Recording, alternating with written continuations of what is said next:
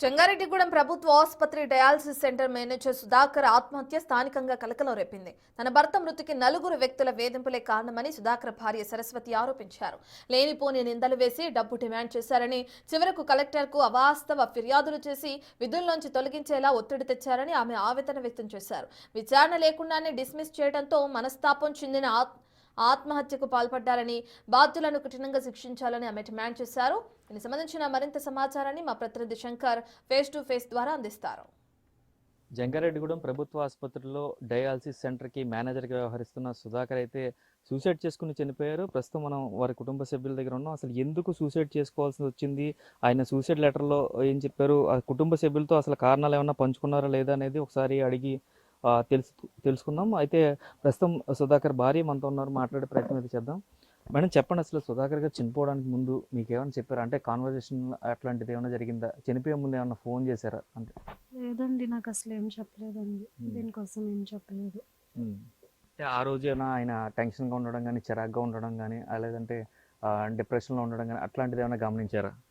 ఆ రోజు బాగానే ఉన్నారండి, కానీ ఒక కంటిన్యూస్గా ఒక 2-3 నెలల నుంచి మాత్రం డిప్రెషన్లో, అంటే గొడవలు జరుగుతున్నాయి కదా, దాని గురించి అదే ఆలోచిస్తూ అలానే ఉండేవారండి. బట్ అంటే ఆ చనిపోయే రోజు మాత్రం నాతో బాగానే ఉన్నారు. అంటే ఉన్నా కూడా నాకు అలా ఏం కనిపించలేదు. అంటే గొడవలు ఏ గొడవలు జరిగాయి, హాస్పిటల్ సిచ్యువేషన్స్ని ఏమన్నా చెప్పారా మీకు? మొత్తం చెప్పలేదు కానండి, కొన్ని విషయాలు తెలుసండి, అవి చెప్తాను. ఆయన అక్కడ 8 సంవత్సరాల నుంచి చేస్తున్నారండి అపోలో డయాలసిస్లో. జంగారెడ్డిగూడెంలో 5 సంవత్సరాలు చేశారు అక్కడ జంగారెడ్డిగూడెంలో.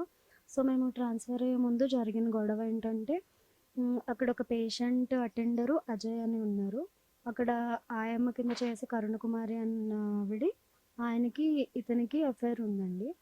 సో అది స్టాఫ్ అందరూ దీనికి చెప్పడంతో ఈయన వెళ్ళి చెప్పారు అలా చేయకూడదు అని చెప్పి. అండ్ ఆవిడ ఫోన్ మాట్లాడడము, ఆయనతోటి టెక్స్ట్ చేయడం కూడా చూశారు.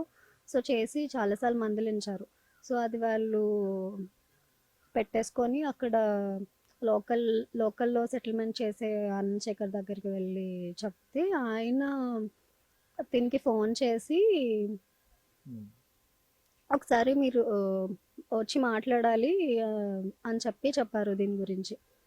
అతన్ని ఎలాగైనా, అతను అక్కడ ఉండడం ఇష్టం లేక ఎలాగైనా పంపించేయాలని చెప్పి అక్కడి నుంచి కలెక్టర్ ఆఫీస్కి వెళ్ళి కంటిన్యూస్గా ఎవ్రీ వీక్ వీరరాఘవులు అయితే పోలీస్ స్టేషన్లో కంప్లైంట్ ఇచ్చారు. అండ్ సింపతి కోసం ఇప్పుడైతే ఎవరైతే అజయ్ అని పేషెంట్ ఉన్నారో, అది అటెండర్ ఉన్నారో, ఆయన్ని కూడా సింపతి కోసం ఆయన తీసుకెళ్లారు. సో కలెక్టర్ ఆఫీస్కి వెళ్ళినప్పుడు ఈ పేషెంట్ అటెండరు వాళ్ళు కలిసి కంటిన్యూస్గా వెళ్ళి చెప్పడం వల్ల అక్కడ ఏం జరిగిందో వాళ్ళు ఎంక్వైరీ చేయకుండా తినని హాస్పిటల్ నుంచి ట్రాన్స్ఫర్ చేస్తాం, ఇంకా ఇక్కడికి రావద్దు అని చెప్పారన్నమాట. సో అది తను తీసుకోలేకపోయారు. దానివల్ల తను ఇలా పెట్టేసుకొని ఇలా చేస్తాం. అంటే ఇన్ని ఇయర్స్ నుంచి సిన్సియర్గా వర్క్ చేసి తను తప్పేమీ లేకపోయినా కూడా, తప్పు చేయకపోయినా కూడా కలెక్టర్ మేడం నుంచి ఈ ఆర్డర్స్ వచ్చేసరికి, అంటే మినిమం ఎంక్వైరీ కూడా చేయకుండా ఇలా చేసేసరికి తను తీసుకోలేక ఇలా చేసుకున్నారండి. ఇది టోటల్గా చూసుకున్నట్లయితే సుధాకర్ని వేధించి కూడా మానసికంగా వేధించి ఆయన చావుకి కారణమైన ఆ నలుగురు ఎవరైతే ఉన్నారో ఆ నలుగురి మీద ఎఫ్ఐఆర్ వేయడమే కాదు, వారిని తీవ్రంగా శిక్షించాలి. ఏదైతే సుధాకర్ కోరుకున్నారో ఆ సుధాకర్ మరణం తర్వాత అయినా ఆ ప్రాపర్ ఎంక్వైరీ జరగాలి. ఎంక్వైరీ జరగకుండా సస్పెన్షన్ లేదంటే డిస్మిస్ చేసిన జిల్లా కలెక్టర్ దానికి సంబంధించి కూడా పూర్తిగా దీని మీద అంతా కూడా ఒక క్లారిటీ రావాలంటూ కూడా చెప్తున్న పరిస్థితి కనిపిస్తుంది. కుటుంబ సభ్యులంతా కూడా కన్నీరు మున్నీరు అవుతున్న పరిస్థితి మనకి కనిపిస్తుంది. అయితే ఎక్కడ చూసినా కూడా సుధాకర్ ఎటువంటి తప్పు చేయలేదు కాబట్టి ఎవరికి బెండ్ అవ్వనందుకే ఆయన చనిపోయే వరకు కూడా మానసికంగా హింసించి ఆ హింసకు ప్రేరేపించారు అంటూ కూడా చెప్తున్న పరిస్థితి కనిపిస్తుంది. కావాలని టార్గెట్ చేసి ఒక వ్యక్తిని సూసైడ్ చేసుకునే వరకు తీసుకొచ్చిన వారిని వారు ఎక్కడున్నా సరే వారిని విడిచిపెట్టకూడదంటూ కూడా కుటుంబ సభ్యులు కోరుకుంటున్న పరిస్థితి అయితే ఇక్కడ